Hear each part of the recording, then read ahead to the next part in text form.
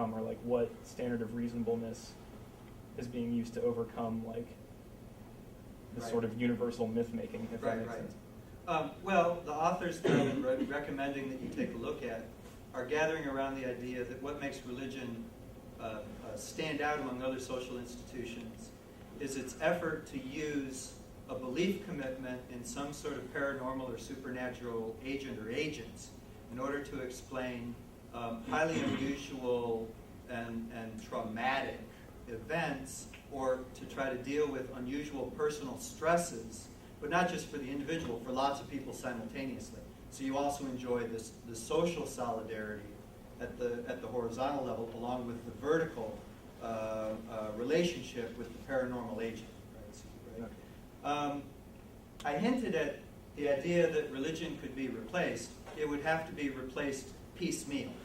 And one of the ways to start getting a person to believe that religion could even be replaced is to get that person to realize that they might not need the existential commitment in the paranormal or supernatural agent. That in fact that their intelligence should remain to the level of the empirical, the experimental, the verifiable to the natural world. That necessarily raises, though, because these things are tightly interwoven, what does that do to one's relationship with the wider whole? Now you can get sort of abrupt and cynical here, and you could say, well, once a person has become a scientific rational person, they don't need a relationship with the whole. Well, some people might not need some sort of general conception with their relationship to their nature and environment and wonders around them. Some people may live that way. Most human beings don't. And again here we might be back at the level of sort of this basic, intuitive way of human beings sustaining relationships. The way we are is human beings naturally seek not only social relationships with other agents around them. Human beings naturally try to find some sort of relationship or place inside the entire environing national. How did we get here? What should we be doing here? What is nature doing to me? How should I respond? What is my destiny? What is our destiny? These deep existential questions are not going to go away. And they might have naturalistic / philosophical answers that could approach the satisfactoriness that some people enjoy with religion. Now this is all exceedingly hypothetical and works better for some, better than others. But right, you see the piecemeal approach. These things are tightly interwoven, right? You can't just destroy one and expect the rest to fall. Do you think we could get to those like satisfying sort of existential things from what we consider to be reasonable, which sounds like empirical, like testable propositions? Yes. Or like something that we could read out of nature. Yes. Through science as we have it? Oh, yes. Yeah. Have you read Carl Sagan? No. Try it. Carl Sagan is very eloquent about our natural capacity for having profoundly moving experiences upon becoming acquainted with how vast and interesting and fascinating nature is, and how we have the tightest of interrelationships between us and nature. We happen to live in a Western civilization whose dominant theological superstructure has very busily been telling us that we essentially have no fundamental relationship with nature, nor should we want one. That's too bad. And I think some people are searching for at least both, if not maybe just go all nature. And I think science can be profoundly helpful in that direction. Right. I'm going to pick somebody on this side because we don't want to let them have all of the fun. Please.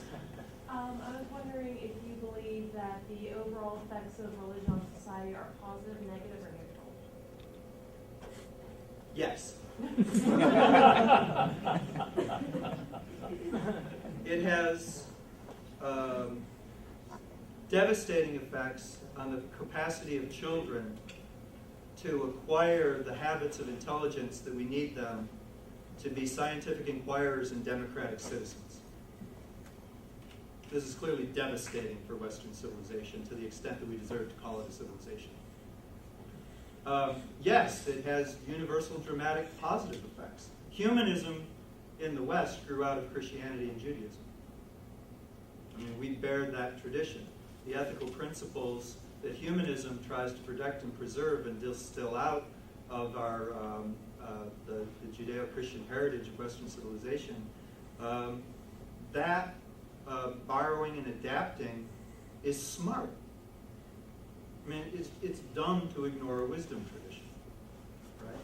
So I think that we should preserve wise continuities.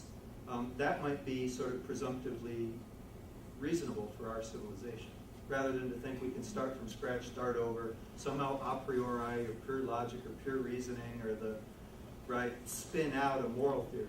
Not that philosophers haven't tried, but they've all been spectacular failures. They all either get nowhere, saying nothing interesting, or they somehow manage to beg the question and tacitly import or quietly presuppose, in order to make it work. For example, you watch notoriously Western white philosophers try to spin out a purely rational morality, and it ends up looking pretty paternalistic and male-oriented. Gee, I wonder why. Right? I think we can do better than that. Is religion neutral with lots of things? Rarely.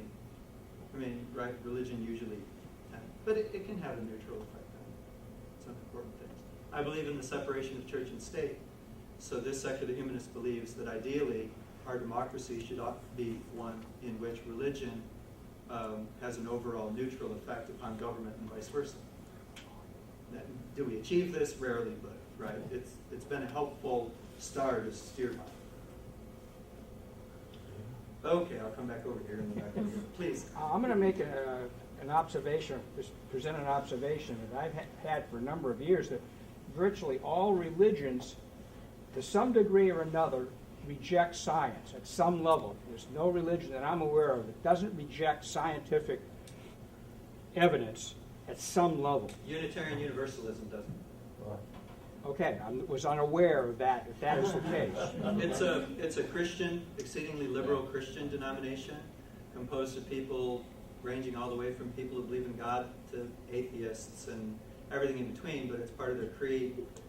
They take science exceedingly seriously, and there's nothing that requires them to deny anything about science or Just scientific to clarify, methodology. I'm supposing that, or presupposing that there is a creed. No, there is no creed. No, but I'm saying a religion with a creed, in my experience, rejects some elements of the scientific method or something that science has revealed as evidential. My point is, a few months ago, the Dalai Lama made what I consider an incredible statement.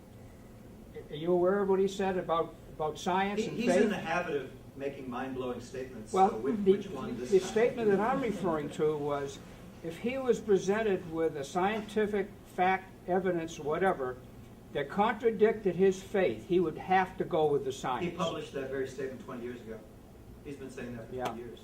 My point is, or my question is this something that society in general can adopt gradually? That thought process is so valuable.